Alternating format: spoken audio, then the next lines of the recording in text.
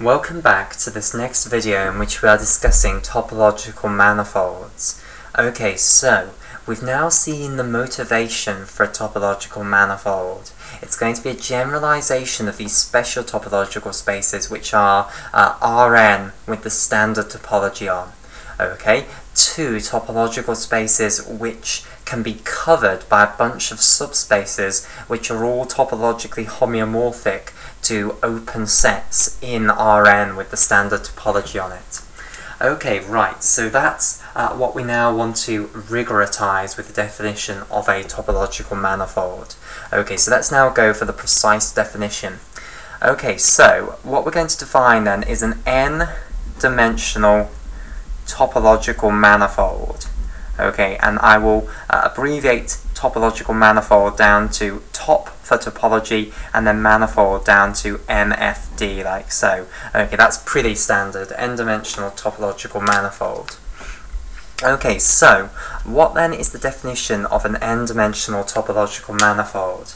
Okay, so it's going to start off its life as a topological space, so I'll write it out as a topological space here. So it's going to be fundamentally a set, which will now denote capital M for manifold, with a topology defined on it, which as usual will denote tau.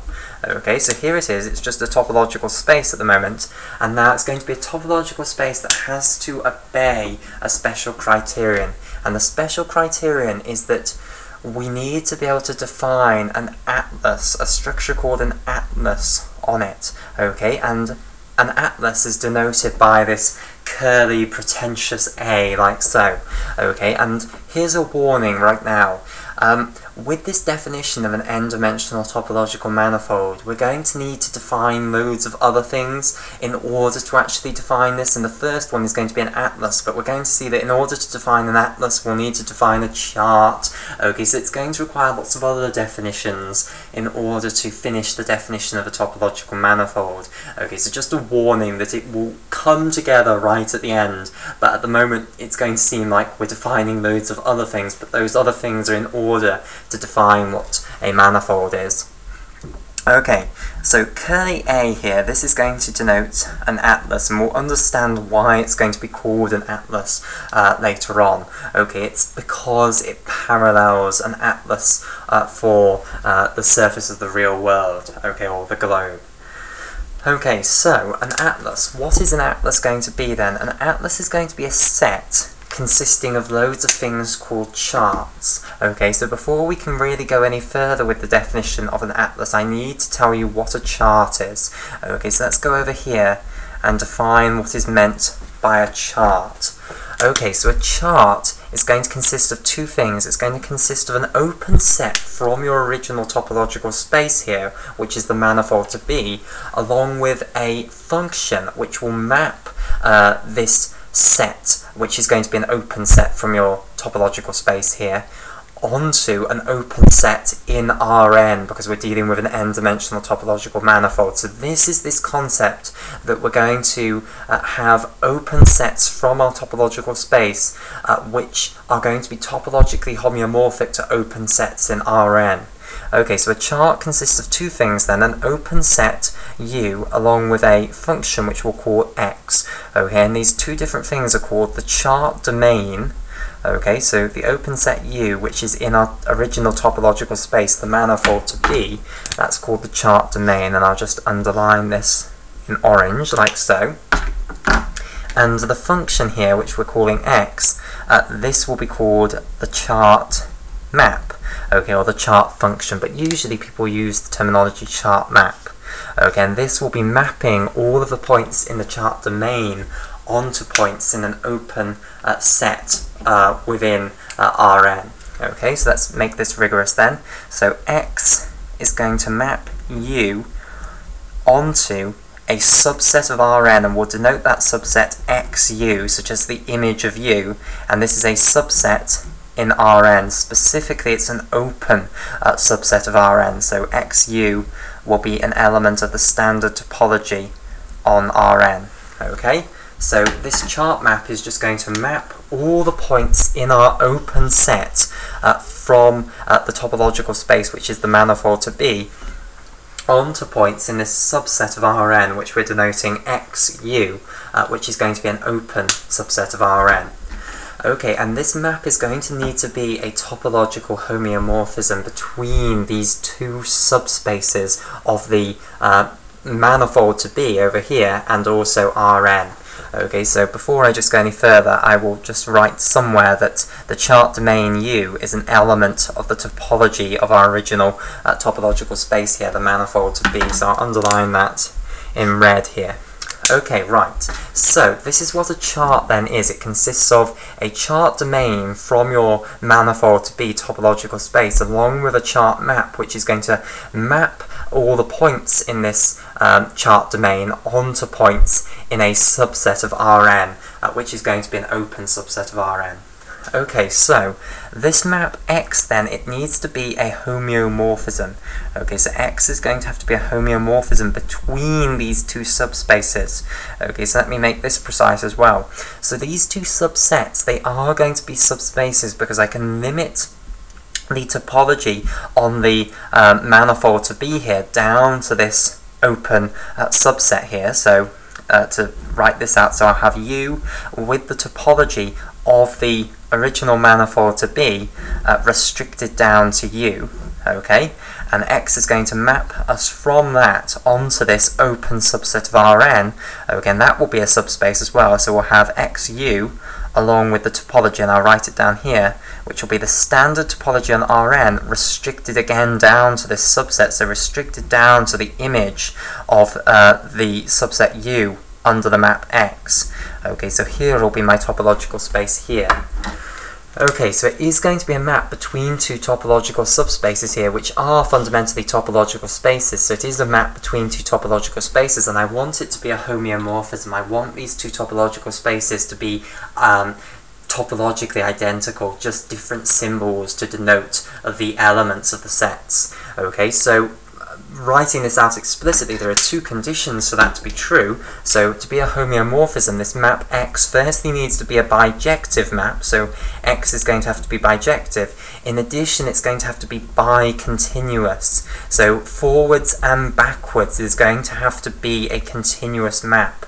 Okay, so bijective tells us that this map will have an inverse map, so there'll be one-to-one and onto, so an inverse will exist, and both the forward and inverse map are going to have to be continuous. That is what is meant by bicontinuous, and if the map is both of those things, then it's going to be a homeomorphism.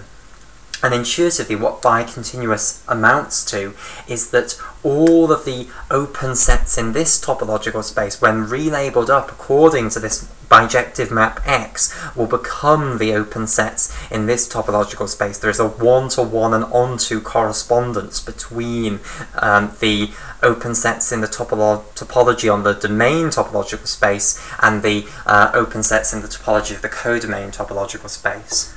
Okay, so intuitively then, all the chart is exactly what we had here, an open set from our topological space, which is homeomorphic to an open set in our Rn with the standard topology on it. Okay, all we've done is generalize it from 2 dimensions to n-dimensional. Okay, so that then is the definition of a chart. Now what we can do is return back to the definition of an atlas. Unfortunately, we've run out of space here, so I have to put it now down here. So all this was capturing is the concept that it's a set, so we'll now write it explicitly out here. So an atlas is going to be a set of charts. Okay, so it's going to be loads of charts. I'll index it like this, U alpha, and then we'll also have, whoops, a mapping, which I'll call X sub alpha, so lots of charts. The alpha index will vary over some index set, okay? And what we're going to insist is true is that the union over all the alphas of the chart domains, like so, has to be equal to the entire set M. It has to be equal to the entire manifold. And if it is possible to build such an atlas on your topological space, then we call our topological space an n-dimensional manifold, where n is the power of the real numbers that you've been mapping these chart domains onto subsets of over here. Okay, right, so that then is the definition of a topological manifold, something for which it is possible to build one of these atlases, and the dimension of the manifold is going to relate to which dimensional real topological space you've been mapping your topological subspaces onto. Okay, so this is capturing exactly this concept here, this concept that we can build the entire topological space out of this patchwork quilt, effectively, of subspaces which are all topologically homeomorphic to subspaces of Rn. Okay, here it was R2, but more generally Rn. So overall, the topological space is just built out of loads of bits of Rn stuck together, and the complexity of the topological space just comes from the global structure of how you've stuck together the different subspaces that are topologically homeomorphic to subspaces of Rn. Okay, so that then is the concept of an n-dimensional topological manifold. Okay, right, so I think the next thing to do is actually do an example of this. So actually take a topological space, and we'll take the sphere again, this one that we've been working with continuously, and actually show how to construct an atlas, and therefore show that it is a topological manifold. And I should stress that there is not one atlas that you can do. There are loads of different atlases that you can come up with. Okay, so an atlas is not there's not just one atlas that you can construct for any topological manifold. It's not unique. Okay, there are loads of different topological manifolds, loads of different atlases that you can construct for any topological manifold. In order to be a topological manifold, it just has to be the case that you can find one, just one, that actually fulfills this property, that all of the subspaces are topologically homeomorphic to subspaces of Rn, and overall these subspaces union together to give the entire manifold. And in fact, just before we actually go on to the example, let me say one other thing. These chart domains that you actually use in the different charts that you're putting into your atlas here, and I'll stress again that the chart is both the chart domain along with the chart map. The whole thing is called a chart. Okay, so these charts that you put into your atlas, the chart domains are not necessarily non-intersecting. They will generally have a non-empty intersection, so they can have non-empty intersections. Okay, and that's shown on this picture. You can see that the purple set here is actually intersecting with the orange set here. Okay, so these two different chart domains that I used here, they intersect. And that, I hope you can appreciate, is going to be necessary. Okay, because how would you possibly cover your entire topological space here with these open sets if they weren't intersecting? Because look at these open sets, they don't contain their boundary. So if you were trying to get them not to intersect, how would you do it? Because what you'd have to do is sort of have them both having their boundary there, but then neither of them would end up containing those points, so you wouldn't end up covering the entire topological space. So often it is necessary to have these overlapping chart domains. Okay, so I said I'd come back to that point at some point, so I have done it now. Okay, so the chart domains do not need to be non-overlapping. You can overlap as much as you like as long as they overall cover the entire manifold, as long as they overall cover the entire space, and each of the charts is satisfying these criteria, that it has a chart domain which is being mapped onto a subspace in Rn, whatever n is, and that is a topological homeomorphism. Okay, so as I say, the best way to do this is to see an example. So let's go to the sphere here. Okay, and I'm going to create what I think is the simplest atlas for the sphere, using something called Stereographic Projection. Okay, so here is the sphere then. So what I want to do then is create an atlas for this to prove that this is a topological manifold. Okay, now clearly it's going to be a two-dimensional topological manifold. I hope that is obvious, because it's two-dimensional space and all of the subspaces are only ever going to be topologically homeomorphic to subspaces of R2. Okay, so I hope that's intuitive, that it will be a two-dimensional topological manifold, but let's actually go through and construct an atlas for this. Okay, so the first thing to say is that you can't just use the entire set, okay? because your instant thought might be, why don't I use as my open set, the entire topological space, because that's an open set. But the problem is that's not going to be topologically homeomorphic to any subset of R2. Okay, so we're not allowed to do that, but we're going to do the second best thing. Okay, we're going to use the entire set minus one point, and the point I'm going to get rid of is this point right at the bottom here. Okay, so what I'm going to do is I'm going to get rid of that little point right at the bottom. I'm going to puncture my sphere, and the instant you take that one point off the sphere, bizarrely, it actually makes it topologically homeomorphic to a subset of R2. Specifically, the map I'm going to come up with is going to be a topological homeomorphism onto the entire of R2. Now, hopefully that should be reasonably intuitive, because remember, these subsets that are of R2 that do not contain their boundary like this, these open subsets, these are actually topologically homeomorphic to the entire of R2. Okay, so it's certainly allowed that I use the entire of R2 as my subset of R2. That's perfectly allowed in this definition. Okay, and indeed the mapping I'm going to come up with is going to be a mapping that sends the points on this set of the points on the surface of the sphere without this point right at the bottom here onto the entire of R2. Okay, and it is going to be a topological homeomorphism. Okay, so this mapping is often referred to as stereographic projection, so I'll just write this here. So the fancy name for the mapping that I'm about to give you is called stereographic projection. Okay, so the way this works then is I'm going to imagine putting a plane down the middle of the sphere here. So imagine the two-dimensional plane is sitting down the middle of the sphere here, and it's going through this central bit here. So I'll try and colour this in to make it more obvious. So here is the two-dimensional plane, and it's going through that central portion here. Okay, so we've got the sphere sort of chopped in half into two hemispheres by the two-dimensional plane in the middle here. And this is how I'm going to envisage this function, which is going to map this entire set, which is an open set on the surface of the sphere, this set minus this one point here, because remember, it doesn't contain its boundary if we take that set, because the boundary would be this point here. Okay, I'm going to map that open set onto the entire of R2, and this mapping is often called stereographic projection.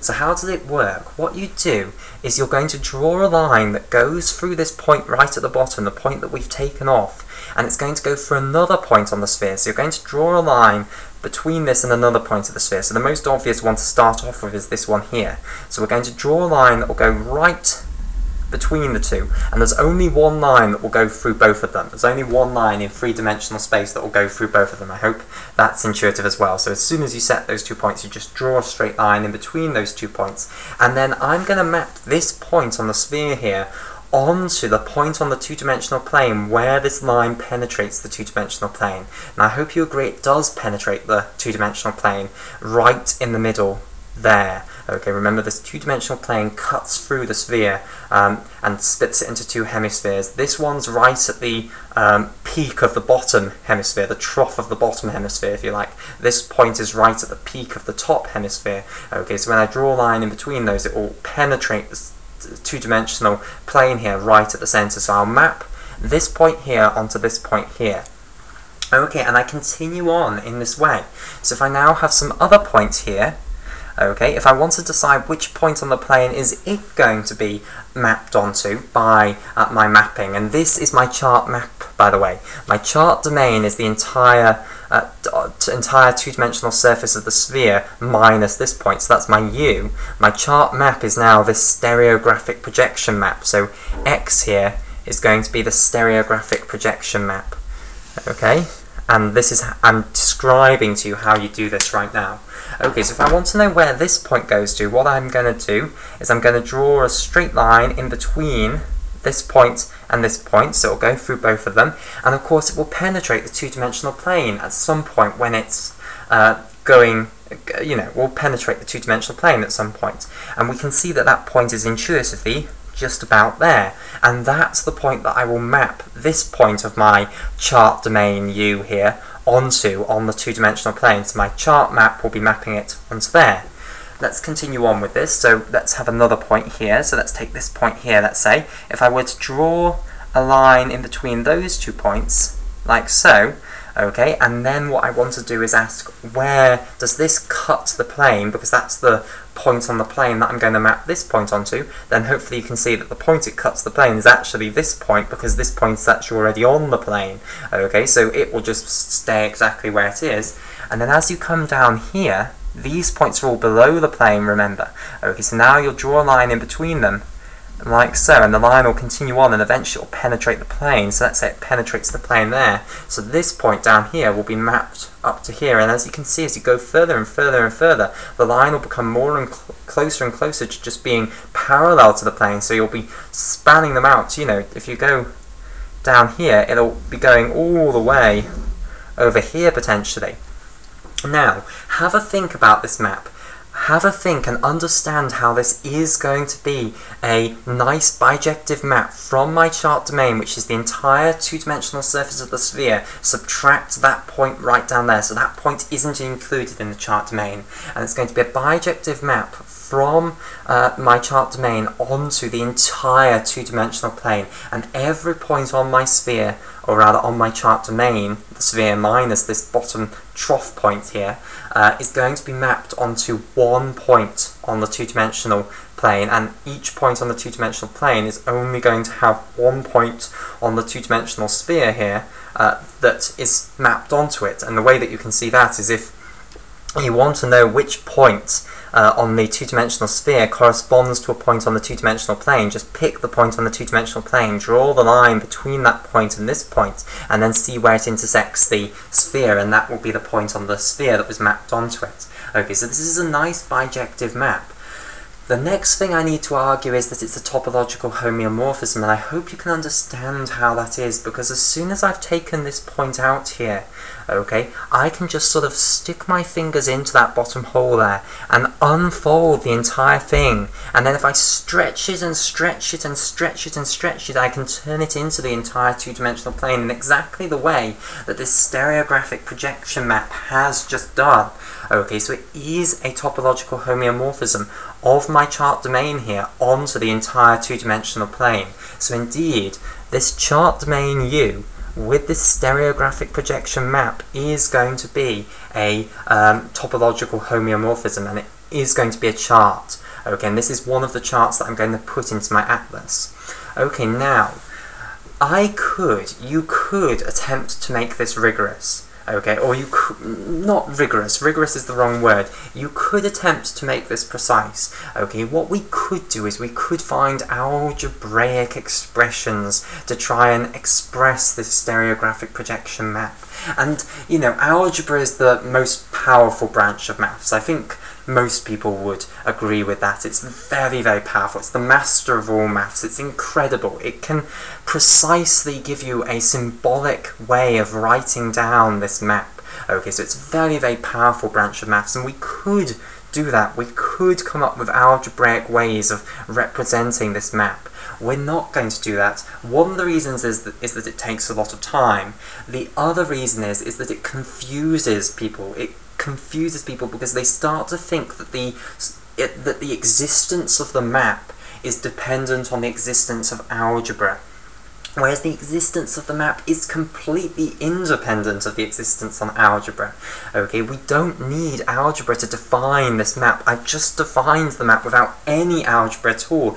Yes, we can represent it beautifully with algebra, but we don't need the algebra for the map to exist. And I think often, because everything is represented in algebra, people forget that, or people start to confuse the fact that you need algebra for the map to exist in the first place. Okay, so we are studying pure topology. We don't need algebraic structure defined on the two-dimensional plane and on this sphere in order to actually define this map. I've just done it in front of you.